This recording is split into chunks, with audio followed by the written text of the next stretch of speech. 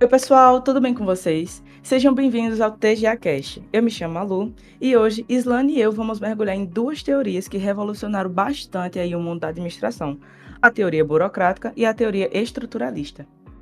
Isso mesmo, galera. Se no último episódio nós falamos sobre a teoria das relações humanas, hoje nós vamos entender a forma como as organizações viraram máquinas, entre aspas.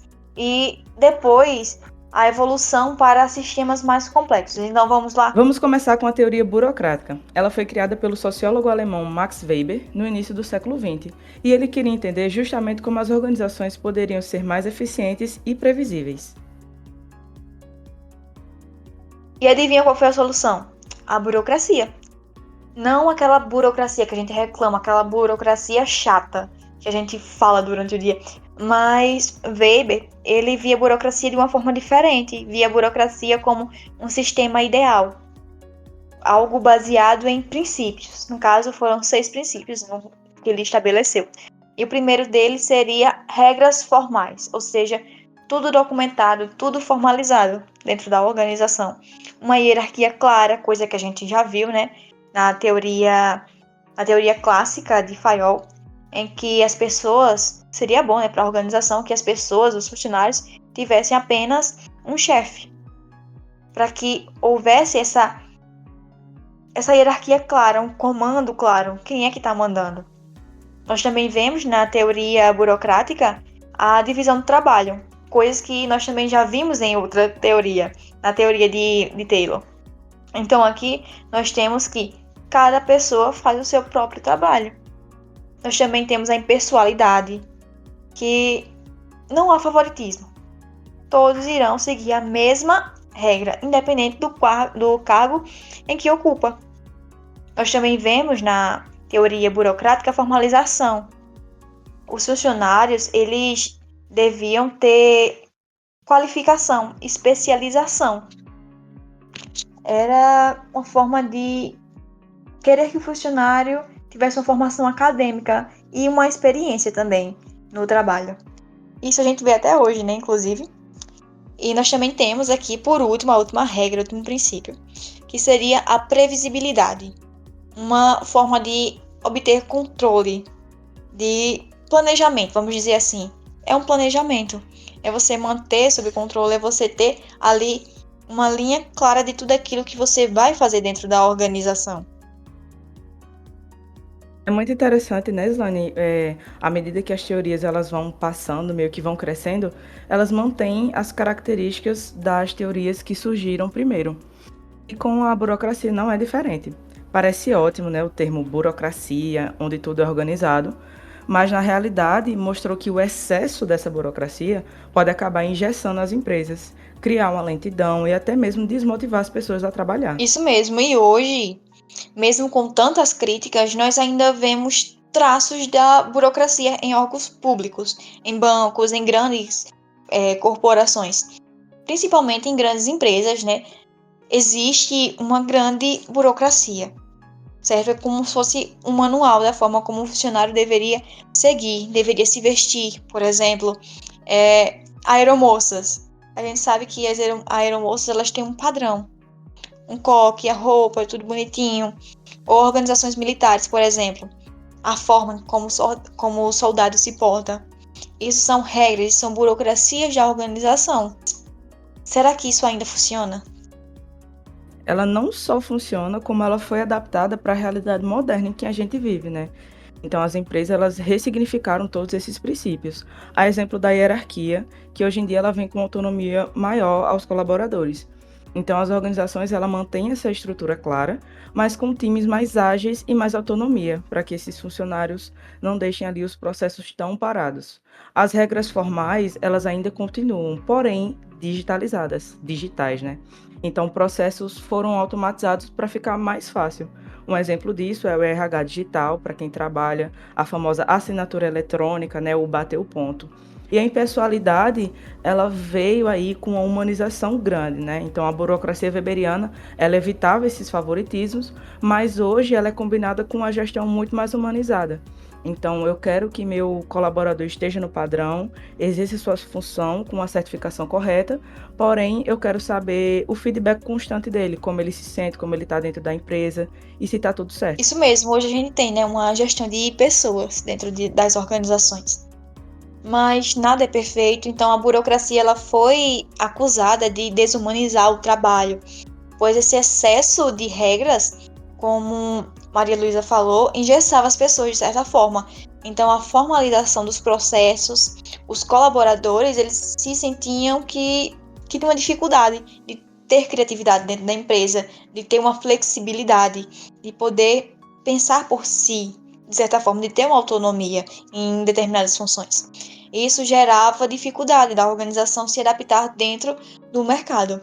Além de que os processos eles se tornavam mais lentos e ineficientes, justamente por esse excesso de papeladas e de formalidades.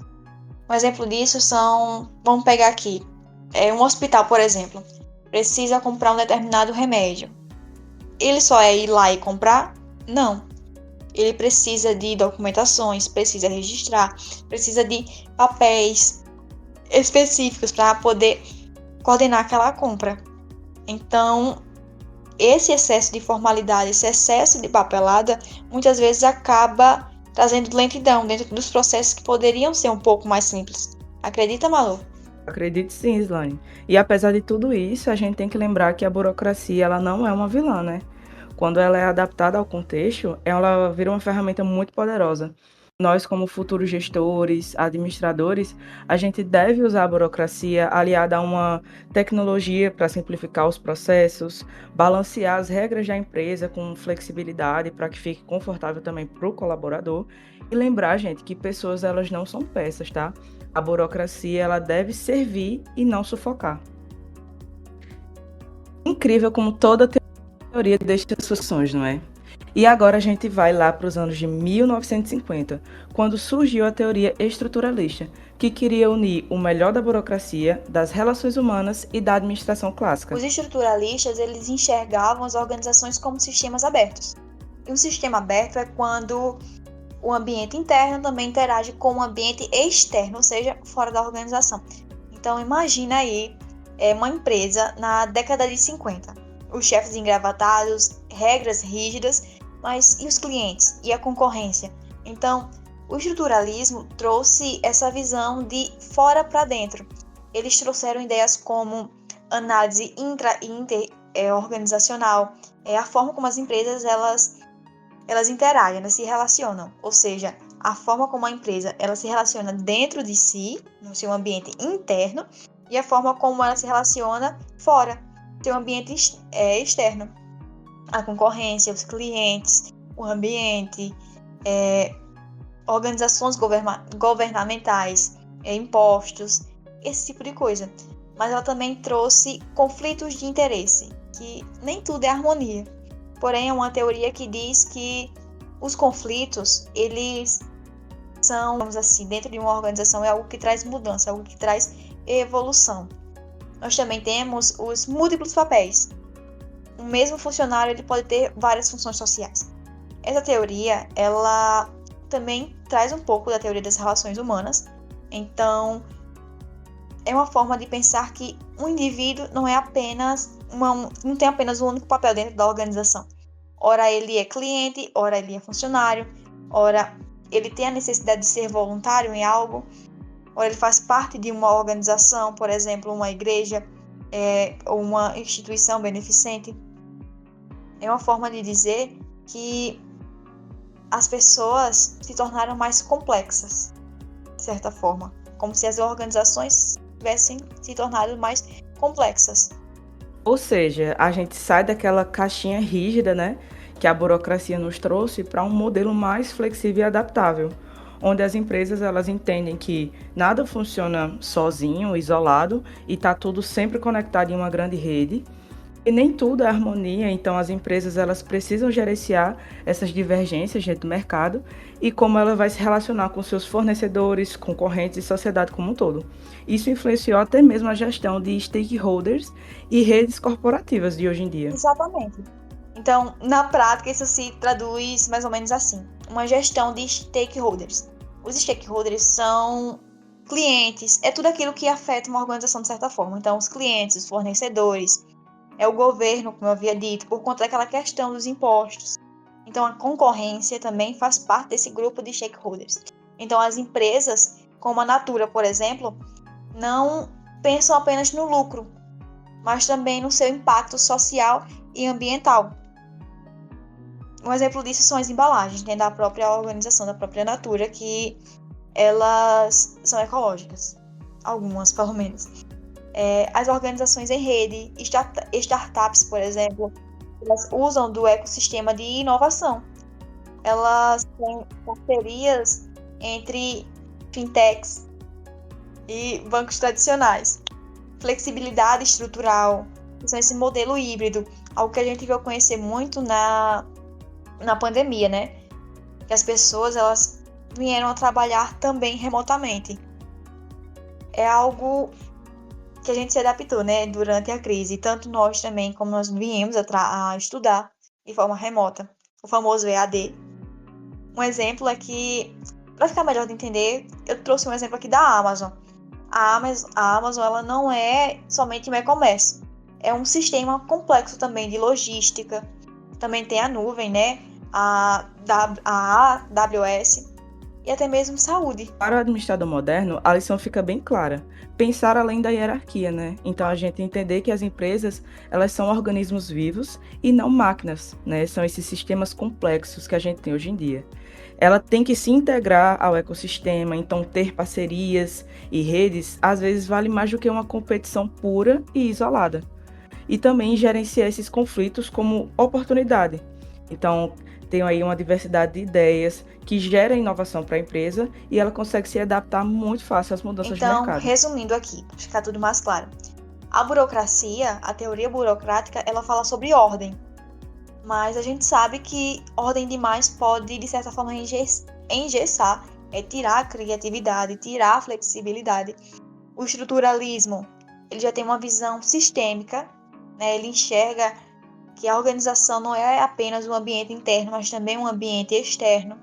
Mas nem tudo é 880, então, dependendo do contexto, uma empresa ela pode precisar de mais regras ou mais flexibilidade. Tudo isso vai dependendo da cultura da organização, tá certo?